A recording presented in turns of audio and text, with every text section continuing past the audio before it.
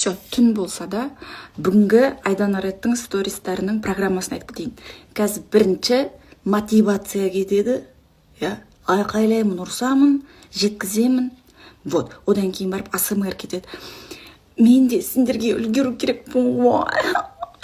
Білем, сендерге нахуй менің студиям, бірдеме, шірдеме керек емес, көбісі басқа қалада. Я вас понимаю на изи, бірақ любой сторисқа, лайк қойып отыр, комментарий жазып отыр, активный болып отыр. Сендердің активтарың түсіп кетсе, менде вообще мотивация жоқ болады, андай сториске шығуға, басқа тірліктермен айналысып кететін боламын. Шын айтам.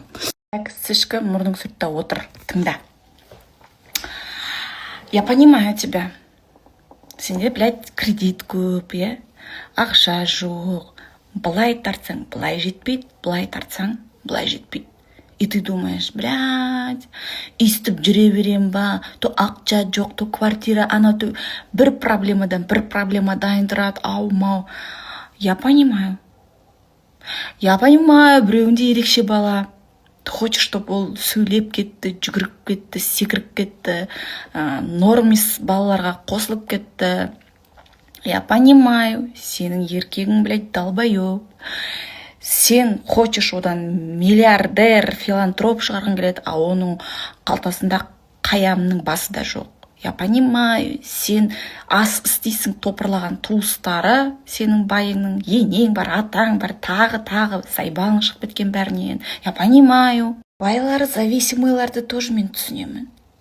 Сен өліп тіріліп, оның ойын ойнамай, сенің қасыңда отырып, көтіңді жалап, ақша тапқанын қалайсың. Я понимаю, ол ішеді, кеш келеді. Я понимаю, жұмыс дейді, жұмыстан басқа айтатын саған жоқ. Махаббат жоқ, құшақтау жоқ, әңгіме айту жоқ.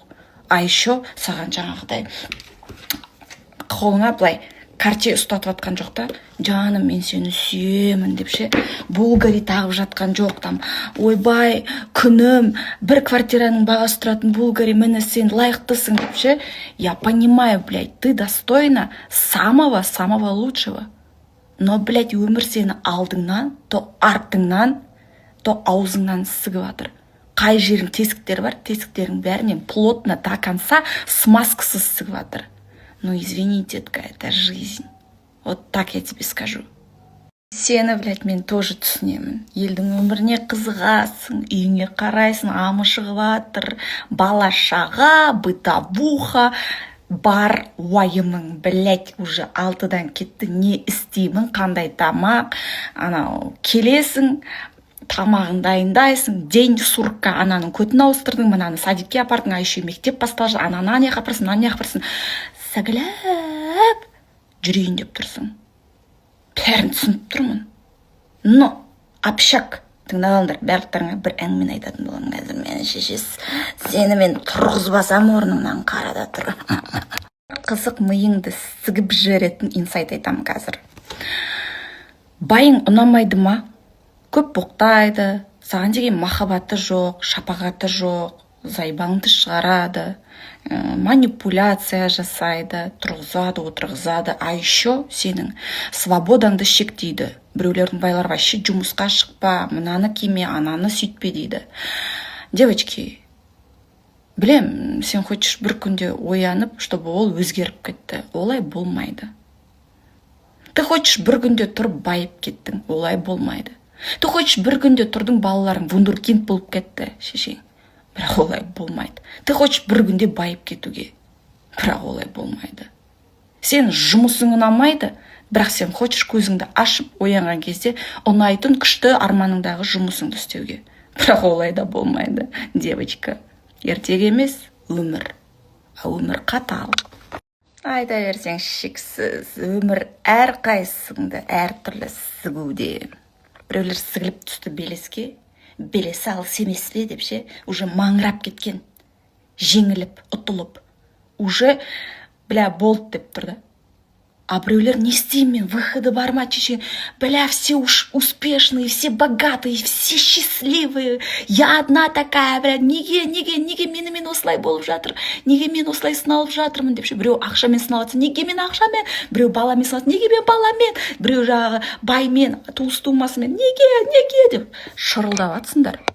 И сол сенің шырылдап атырған жаның ана сенің эмоцияңмен сыртқа шықпай ішіңде қамалып жатыр да, и ол сені, блядь, депрессияға бүйтіп сігіп отырғызып жатыр да. И сен уже өмірдің де андай мәнісі жоқ сияқты, әшейін құр болмайтын бір приколдар тиктокта кіресің, көресің, ха-ха дейсің, и все. Так в чем секрет успешных людей? Людишек, да? Блядь, не бір бізден жасырып қалған бір приемдары бар ма? Өмір сүрген кезде сальто айналып түсетіндей, и ары қарай тізесін қағып жүре беретіндей деп сұрақ қоясың. Барлық сынақтардан әдемі өтіп жүрген адамдардың атынан олардың бір фичкасын айтып кетейін. Ал саған кеңес, тыңдап ал. Тыңда, жақсылап тыңда, сол кезде түсінесің. Тыңдамайсың ба, дәл кіре бер, дайын бол. Ал успешный адамдардың бір ғана құпиясы ол действие. Яғни, саған жұмысың ұнамайды, да, ұнамайды саған. И зарплатасы не устраивает, вообще бесит. Жұмысқа барған келмейді, бірақ сен барасың. А жан дүниең айтып жатыр, блядь, Ләззат, бізге көмектесші, жан дүниеміз қамалып бара жатыр, ұнамайды мына жұмыс, өз ісіңді басташы деп жатыр да. Сен, бұдан шығып кетсек, басқа жұмысқа қалай кіреміз? Мен қорқам, мен қорқам. Ұнамаса да жүре берейін, ұнамаса да жүре берейін. Действие жоқ. Успешный успехтарда действие бар. Олардың құпиясы іс әрекетінде. А сен отырсың, мен мына жерім ұнамайды, толықпын. Так, встань, тұр, арықта, диетаға отыр. Немесе ішіңді алып тастауға, операцияға жасыл, блядь, не знаю, бірдеңе істе. Іс әрекет жаса. Ұнамайды, мен осындай. Жоқ, іс әрекет жаса. Маңырама, жылама, қайғырма. Өзіңді жертва санама, бесполезно. Күйеуім осындай, күйеуім, да. Действие. Не істедің? Сөйлестің ба? Қандай да бір план құрдың ба? Ереже құрдың ба? Шекара құрдың ба? Айттың ба? Өзгересің, либо кетемін. Әдемі жеткізу. Либо құдағын сордың. Я не знаю, блядь, какие-то действия. Іс-әрекет бір бар ма сенде өзгертуге? Ата-енем ұнамайды. Пожалуйста, бөлек шығуға тырыс. В чем проблема, да? В чем проблема? 4 стенада қамалдым. Іс-әрекет қайда? Шық. Шығуға тырыс. Іс-әрекет жаса. Жұмысқа шық. Да? План құр. Арманда. Нақты қадам бас. Бар ма сенде осының барлығы? Түмә. Жоқ. Тек жатып қайғыру, Құдайға бір назыңды, өкпеңді, ренішіңді айту, неге мен сыналды, Құдай, мен не істедім? Тасташы. Ешкім ерігіп жүрген жоқ. Әркімнің өзінің жеке басында 1040 проблемасы бар. Менде жарқырап жүрсем де, менде де құя проблемам бар, блядь. Айтсам қазір вахуй боласың. Нет, прохожу же. Алдымнан, артымнан сігіп атса, оргазм алып қалуға тырысып жүрмейін қазір. Алдымнан өмір сігіп атса, ыңқылдап қалам. Болмай жатса шпагатпен өтем. В чем проблема? Баласы ерекше аналар. Құдай, неге мен осылай сыналдым, неге мені баламен сынадың, өзімді сынағаның дұрыс еді. Құдай, неге менің балам сөйлемейді, неге менің балам жүрмейді, неге қатарына қосылмайды, қалай болады екен болашағы, инвалид болып осылай жүре ме екен, Құдай, мен саған не істедім, ешкімнің ала жібін аттамай. Хватит. Сен оны дүниеге алып келдің, Алла Тағала осындай сынақ берді. Действуй. Емдетуге тырыса бер. Ақша жина, бірдеңе істе. Жылама. Ол сенен шықты. Ол саған керек, бала. Сенен басқа ешкімге керек жоқ. Сен көз жасыңда аңыраған ана мұрын боғың ешкім керек жоқ. Сен сындың ба? Басқасын айтпай-ақ қойдым. Не болып жатқан? Ол сенің балаң. Алла Тағала сүйген құлына сынақтарын береді. Барлық сынақтарды қабылдау. Солай болды. Ештеңе өзгермейді сенің аңыраған жылағаныңнан. Балаң бір күнде тұрып шауып кетпейді, немесе сөйлеп кетпейді, азанда тұрсаң. Чудо деген болмайды. Сол чудоны еңбекпен, іс-әрекетпен сен жасайсың. Алла Тағала саған айтып жатыр, тұр деп ше, еңіреме, маңырама деп жатыр да. көмектес ана балаға. Сенің балаң, сенің құрсағың. Да? Жылағаннан не пайда? Сала бер күшіңді, емдете бер, бірдеңе істей бер. Болмаса, ешқандай эффект, ешқандай әрекеттен результат болмай жатса да, сенің балаң мәңгі сенің қасыңда қалады. Ол вундеркинд болмайды, болды. Осындай бала. Значит, қабылдайсың. Либо вундеркинд болады, либо қатарына қосылады, либо осылай болып қалады. Мен бәрібір қандай болса да мен баламды қабылдаймын де. Қабылда да іс-әрекет жаса. Жылама тока. Сосын елдің бәрінен таяқ жей беретін мөңкебестер бар. Ай, даладағы көршісіне шейін бетіне дейін түкіріп кетеді. Сен осындайсың, сен ата енесі баяна отыр. Тышып сиіп. Сон бәрі көніп деп ше. Немене жылайсың? Оян, өзіңді қорғайтын сәт келді ғой. Сүмелек болып қашанға шейін жүресің. Қорға өзіңді. Ол да бір іс-әрекет. Өз жеке шекараңды қой. Тұр орныңнан. Езіліп жата бермей. Езіліп болдың уже. Вот сенің сынағың осындай. Сүмелек болсаң, жата бересің осылай езіліп. Сынақтан сынақ таусылмайды. Тұрып іс-әрекетке көшсең ғана да бір өмірің өзгереді. Әрдайым қандай сынақ өмірде келмесін. Кім іс-әрекет жасайды, соның өмірі ғана жақсы жағына өзгереді. Жылап жертва болып отыратын уақыт жоқ. Уақытыңды бағала, әрбір секундыңды, минутыңды, сағаттарыңды, күндеріңді. Айта берсем көп. Апта, жыл болып кете береді. Уақытыңды бағаламасаң ештеңе өзгермейді. Сынақ бір-біріне үймелеп, міне, өтілмеген турлар құсап, бір-біріне міне үймелеп жопаға кіре бересің.